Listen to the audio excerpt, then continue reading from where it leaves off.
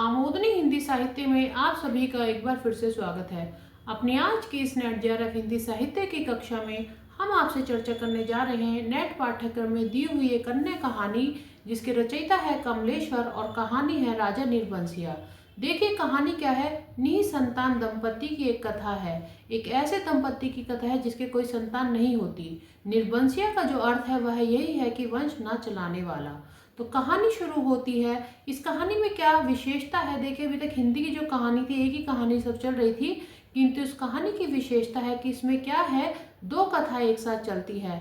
एक तो लोक कथा जो एक राजा और रानी की कथा होती है, और दूसरा क्या है, एक तत्कालीन समाज की कथा है जो यथार्थवादी जीवन पर आधारित है। ग्रामीण परिवेश की कहानी है, गरीबी को दिखाया गया है, एक ऐसे दंपति को दिखाया गया है जिनके ना संतान होती है ना ही उन पे क्या है पैसा होता है। कहानी जो है बहुत लंबी है, इसलिए कुछ खंडों में विभक्त करके कहानी आपके सामने प्रस्तुत की जाएगी। तो चलिए शुरू करते हैं कहानी। एक था राजा निर्बंसिया। माँ कहानी सुनाया करती थी, बच्चे आसपास बैठे कहानी सुना करते थे। आप जानते हैं जब हमारी दादी या नानी कोई हमें कहानी सुनाती है घर का बड़ा, तो हम सब कैसे गोल आधार बना कर वहाँ पे बैठ जाते हैं और दादी और नानी की कहानी सुनते हैं। तो दादी यहाँ पे कहानी किसकी सुना रही थी, एक राजा की जो क्या है निर्बंसिया। राजा की बड़ी खुशहाली थी, जो राज्य की जो प्रजा थी वो राजा से बहुत खुश थी। कोई दुखाई प्रजा में क्या है कोई भी दुखी दिखाई नहीं पड़ता था। चंद्रमासी उसकी एक सुंदर रानी थी। रानी महल को देखती थी और राजा अन्य कार्य। जब राजा छोड़कर चले जाते थे महल को, तो क्या है रानी सारे कामकाज को जो महल का कामकाज है उसे देखती थी। अब यहाँ पे कथावाचक सुनाता है। देखिए आगे आती है तत्कालीन समाज की यथार्थवादी कहानी।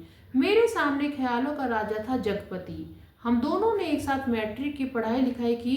मैं नौकर बन गया और वह वकील के यहाँ मुहर्रिर बन गया। कौन, जगपति। और जिस वर्ष जगपति मुहर्रिर बनता है और मैट्रिक पास करता है, उसी वर्ष क्या होता है, उसकी शादी हो जाती है। किंतु जो गांव का माहौल है, तो लड़की वाले एक शर्त रखते हैं कि हम अपनी लड़की को अभी नहीं भेजेंगे। उसी वर्ष जगपति का विवाह, किंतु लड़की वालों की शर्त की लड़की अभी विदा नहीं होगी। एक रस्म होती है जिसको गौना कहते हैं, आप जानते हैं, उसमें शादी करते हैं किंतु विदाई लगभग 4 से 5 साल वर्ष या 2 वर्ष के बाद होती है। तो लड़की वाले कहते हैं कि अभी हम अपनी लड़की को अर्थात चंदा को नहीं भेजेंगे। लड़की का नाम क्या है, चंदा। विदा नहीं किया गया। अब यहाँ पे जब चंदा को विदा नहीं किया गया तो जगपति के घर वाले क्या करते हैं, उसकी दूसरी शादी की तैयारी कर लेते हैं।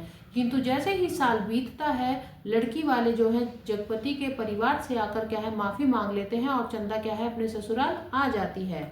माँ ने आराम की सांस ली। जगपति के क्या है पिता नहीं होते, तो माँ क्या है आराम की सांस लेती है कि चलो मेरी बहू क्या है घर आ गई। घर की चाबी बहू को माँ द्वारा दे दी गई कि अब इस घर को तुम ही संभालो, जो भी कामकाज है, सोना है, चांदी है, संपत्ति अब क्या है सब तुम ही संभालोगी। और कहा कि जगपति को क्या है संभाल कर रखना, इसे मैंने बिना पिता की औलाद है, बड़े प्यार से पाला और पोसा है। थोड़ा सा जिद्दी तो है, इसका स्वभाव जिद्दी है, किंतु क्या है तुम्हें ही इसे संभालना है। इसके चाचा ताऊ जब से इसकी शादी हुई है इससे चिढ़ गए हैं। वो सोच रहे थे कि जगपति क्या है ऐसे ही रह जाए, किंतु जब से इसकी शादी हुई है अब वो क्या है इससे चिढ़ गए हैं, किंतु अब तुम्हें सब संभालना होगा। एक अरमान माता के साथ ही चला गया। वो क्या था कि जगपति की संतान को देखे बिना ही माता का क्या है देहांत हो जाता है, वह स्वर्गवास हो जाती है। माता का एक सपना होता है कि मैं जगपति की संतान को देखूं, किंतु उससे पहले क्या है माता का देहांत हो जाता है। इस पर चंदा सब्र कर लेती है, कोई बात नहीं, जो मेरे कुल देवी देवता हैं उनका क्या है यही इच्छा होगी उनकी कि माताजी ऐसे ही चले जाए। और माताजी चली गई, किंतु 4 वर्ष बीत गए, शादी को अभी तक कोई औलाद नहीं हुई। माँ सुनाती थी, राजा आखेट को गए, 7 दिन तक नहीं लौटे, रानी मंत्री के साथ ढूंढने निकली। अब यहाँ पे माँ जो कहानी सुना रही है उसमें क्या है कि एक राजा क्या करने जाते हैं, आखेट अर्थात शिकार को जाते हैं। हर बार वह 6ठे दिन लौट आते हैं, किंतु इस बार 7 दिन बीत गए, अभी तक राजा क्या है वापस नहीं लौटे। तो रानी होती है वो किसके साथ जाती है, मंत्री के साथ जाती है, किस लिए, अपने राजा को ढूंढने के लिए। इसी बीच जगपति को रिश्तेदार की शादी में जाना पड़ा, दयाराम की शादी में। अब जगपति को क्या है यहाँ पर अपने जो दोस्त होता है, एक रिश्तेदार होता है उसका, दयाराम, उसकी शादी में जाना पड़ा। कह गया था 10 दिन में आ जाएगा। और क्या कहते जाता है चंदा से कि मेरा इंतजार करना, मैं 10 दिन के भीतर भीतर आ लूंगा। पर छठे दिन दयाराम के घर डाका पड़ गया। खूब दहेज मिला तो क्या है, किसी ने डाकुओं को बता दिया कि इसको बहुत दहेज मिला है, जिससे डाकू क्या है उसके घर डाका, दयाराम के घर डाका डालने आ जाते हैं। सोना चांदी जितना भी दहेज में मिला सब लूट लेते हैं, क्योंकि लड़की क्या है जमींदार की बेटी होती है, तो वह खूब दहेज उसे देता है। अब यहाँ पे एकदम से लड़ाई शुरू हो जाती है डाके वालों के बीच और किसके, जगपति और दयाराम के बीच। जगपति भी क्या है उसको बचाने की कोशिश करता है, किंतु जो डाके वाले बंदूक चलाते हैं उसमें से गोली जाके किसके, जगपति की जांघ में लग जाती है। गोली जा लगी और जख्म क्या है बहुत गहरा हो गया। वहां पे दरवाजे खिड़कियां लड़ाई में सब टूट जाती हैं गोलियों से, डंडों से। आखिरकार क्या होता है, जगपति के जब गोली लग जाती है तो उसे अस्पताल ले जाया जाता है। चंदा रोती कल्पती और मनोतियां मानती वहां पहुंची तो जगपति कहाँ थे। जैसे ही चंदा को पता चलता है कि जगपति को गोली लग गई तो रोती हुई अपने घर से निकलती है, वहां पहुंच जाती है और देखते क्या है कि जगपति कहाँ पे, अस्पताल में है। वह वही रिश्तेदारों की कोठरियों में रुक गई। अस्पताल के आसपास क्या थी, रिश्तेदारों की कोठरियां बनी थी। चंदा क्या है वहीं पर रुक जाती है।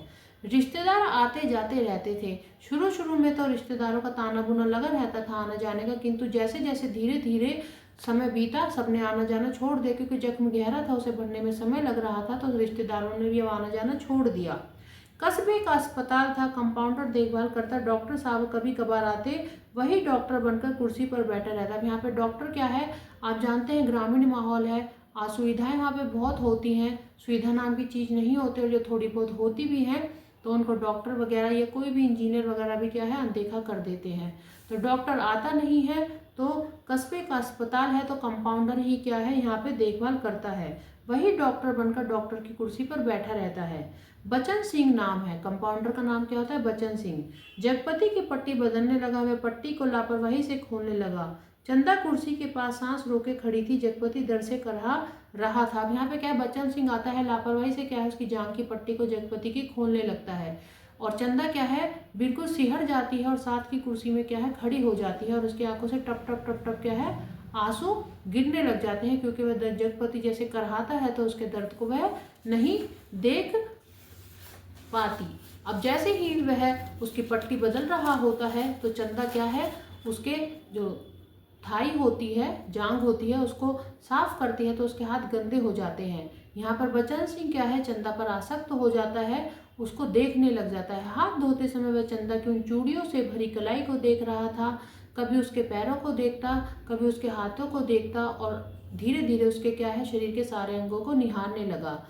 और अब वह जाता है वहां से और चंदा से कह के जाता है कि चंदा दिल छोटा मत करना, धीरे धीरे जख्म सूख जाएगा। जख्म क्या है गहरा है, जो कूल्हे पे चोट लगी है वो तो ठीक हो जाएगी, जांग के जो जख्म है उसको भरने में भी समय लगेगा। कुछ दवाइयाँ है किंतु हमारे अस्पताल में नहीं मिलती। अब वह चंदा को एक एडवाइस यहाँ पर करता है कि दवाई मिलती है किंतु हमारे अस्पताल में है नहीं, यहाँ पे इतनी सुविधाएं नहीं है कि तुम्हें दवाई मिल सके। तो वो कहते हैं कोई नहीं, कहाँ मिलती है मुझे बताइए, मैं अपने गहने बेच कर ले आऊंगी। इस पर बचन सिंह को क्या है, वह चंदा पर पहले ही मुग्ध हो चुका है, तो उसे सांत्वना देता है कि तुम परेशान मत हो, मैं दवाई का कहीं से इंतजाम करता हूँ। और जाते जाते कह के जाता है कि किसी चीज़ की ज़रूरत हो तो मुझे बताना। अब शाम का समय था, उसके बाद क्या है अंधेरा बढ़ा। लालटेन मरीजों के कमरे के बाहर लगा दी गई या टांग दी गई, क्योंकि ग्रामीण माहौल है तो वहाँ पे क्या है कि लाइट की सुविधा तो नहीं थी, बिजली की सुविधा नहीं थी, तो लालटेन को क्या है टांग दिया जाता है। चंदा जगपति की कलाई को दबाती हुई, चंदा जगपति के पास आकर बैठते उसकी कलाई को दबाती है। कंपाउंडर साहब बताती है कि कंपाउंडर साहब कह रहे थे कि कुछ ताकत की दवाई खानी पड़ेगी। इस पर जगपति क्या एकदम हैरान होता है और कहता है ना मेरे पास इतने पैसे नहीं हैं, और दूसरा ना ही तुम उधार करना, क्योंकि उधारी क्या है एक रोग है, वह कोढ़ के रोग के समान है जो कभी जाता ही नहीं है। जैसे ही चंदा उसे बताती है कि जगपति हमारी मदद के लिए कहता है, तो कंपाउंडर साहब बच्चन सिंह हमारी मदद के लिए कहते हैं, तो जगपति क्या है बिल्कुल मना कर देता है कि नहीं नहीं, हमें किसी से सहायता नहीं लेनी, और ना ही हमें उधार लेना, ना ही हमें किसी की दया लेनी। हम गरीब हैं ठीक है, किंतु किसी की दया के एहसान के तले नहीं दबेंगे और ना ही उधारी करेंगे। अगले दिन तकिए के नीचे क्या है जगपति को दवाइयाँ रखी हुई मिलती हैं, जिस पर क्या है जगपति अपनी आत्मा को कोसने लग जाता है, स्वयं को कोसने लग जाता है, अपनी गरीबी को कोसने लग जाता है, और चंदा की तरफ देखता है कि मैंने इससे मना किया था किंतु ये क्या है नहीं मानी। अब मुझे क्या है कंपाउंडर के जो एहसान तले दबकर रहना पड़ेगा। चंदा समझ जाती है और बताती है कि यह उसने अपने कंगन के बदले मंगाई है। अब यहाँ पे चंदा क्या बताती है कि तुम परेशान ना हो, ये जो दवाई है मैंने नहीं खरीदी, ये मैंने अपने कंगन बेचकर खरीदी है, कंपाउंडर साहब से नहीं मिली। अब यहाँ पे जगपति को क्या है, अचानक मलाल हो जाता है कि क्यों मैंने इससे मना किया।